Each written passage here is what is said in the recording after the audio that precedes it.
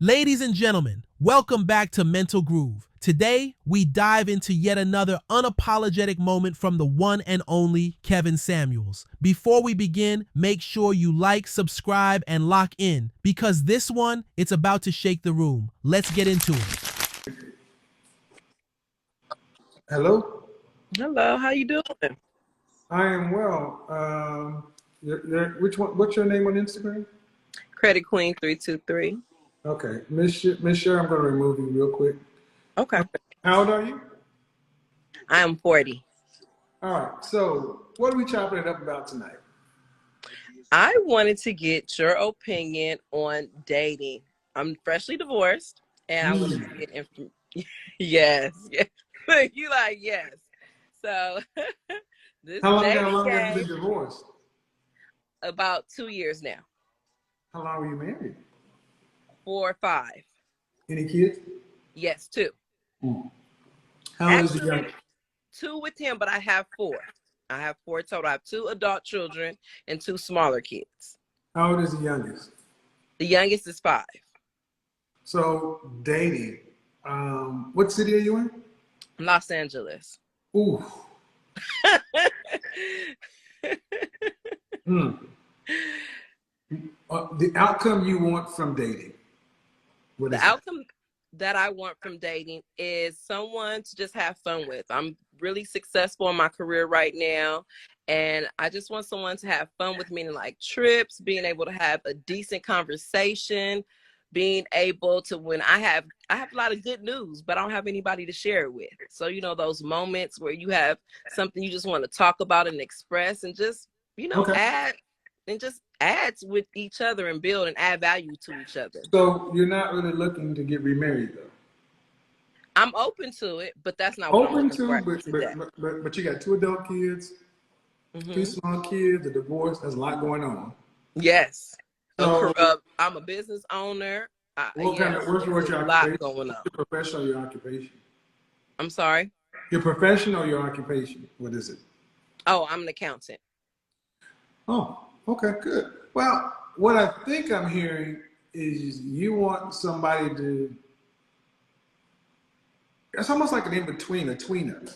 You're looking for somebody to share the downtime with, the adult time with, share a meal with, have adult relations from time to time. Almost like what we call like old school boyfriend.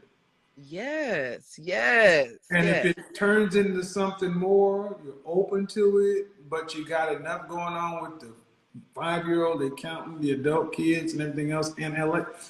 Yes. That's workable. That's workable. Racial preference. African American. How tall are you? I'm 5'7". Dress size. 18. There you go. You gotta lose weight. I'm working on it. I'm working on it. Well, but here's the thing. Okay. Oh yeah, I didn't do my little. You know that had to come. All right. You got to lose the weight, and because LA, it's LA. Yes. And if for people who ain't been to LA and Miami LA, Miami, and New York City are hard places to be unattractive, especially LA. So, when's the last time you were active? Like, And meaning in what way? when I'm in LA, I always see people walking, running. When's the last time you were like a dress size 8? High school. All right. Well, do you going to the gym? Yes, I go to the gym. You have a personal trainer? No, I don't have a personal trainer. Hire one. Hire a personal trainer, join Group X classes, do stuff. Going to the gym by yourself. The gym is a social place.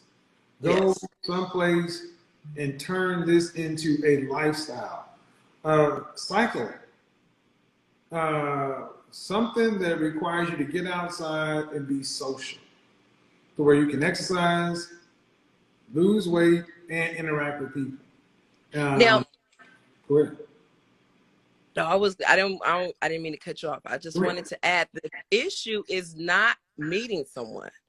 The crazy thing is I get a lot of, I meet a lot of people when I go out, when I'm driving. It's always meeting someone's always, but they're just not of quality. So is that the issue? So is that tied into the issues that the men that I'm attracted Well, in yeah, based on the well, yeah. I mean, if you don't, where are you meeting these people? everywhere, store, car wash. I mean, everywhere you I mean, go, meeting I think it's someone. fair to say that let's say you like McDonald's. McDonald's on this side of town is different than McDonald's on close to Rodeo Drive.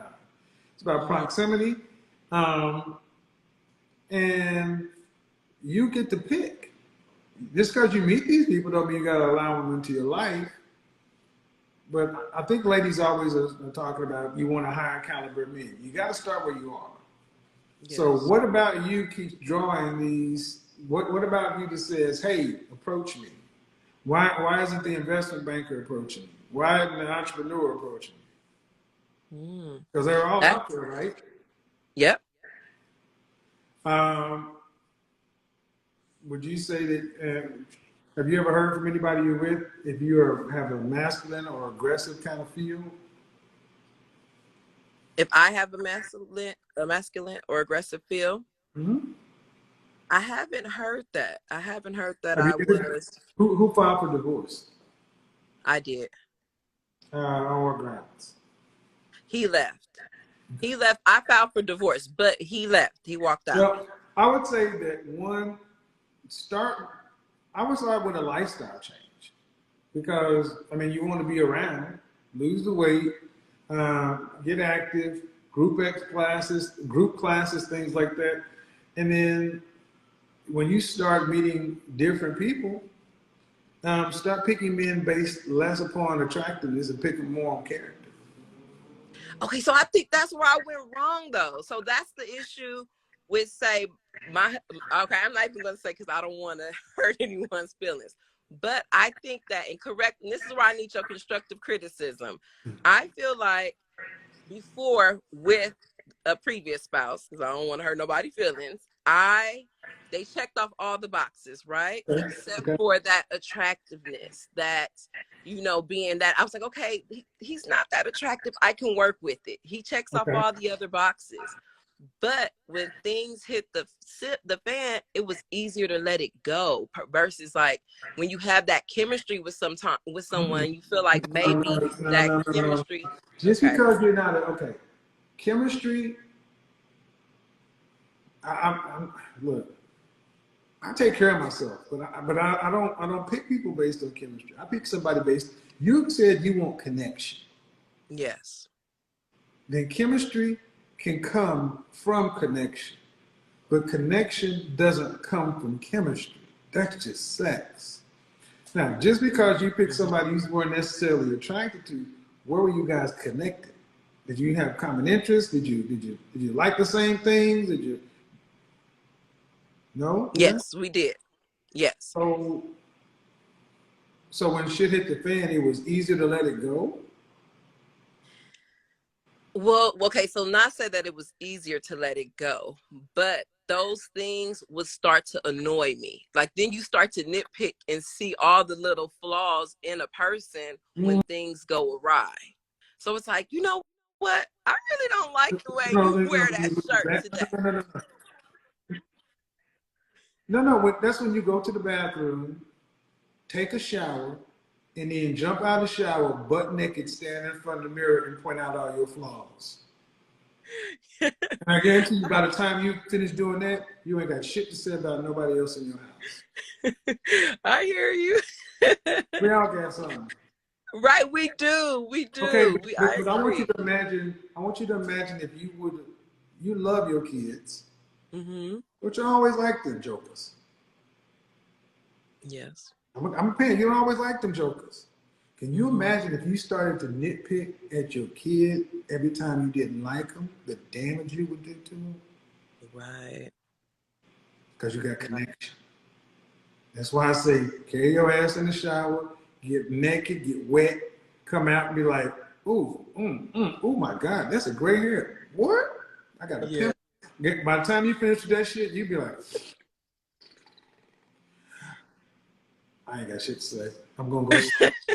You see what I'm saying? Yeah. It's I'm about just shut up and because go here's to the thing. bed, huh? Well, a couple of, I mean, because we're as young as we ever gonna be. We're as young as this is as young as you're gonna be. That second that just passed ain't coming back.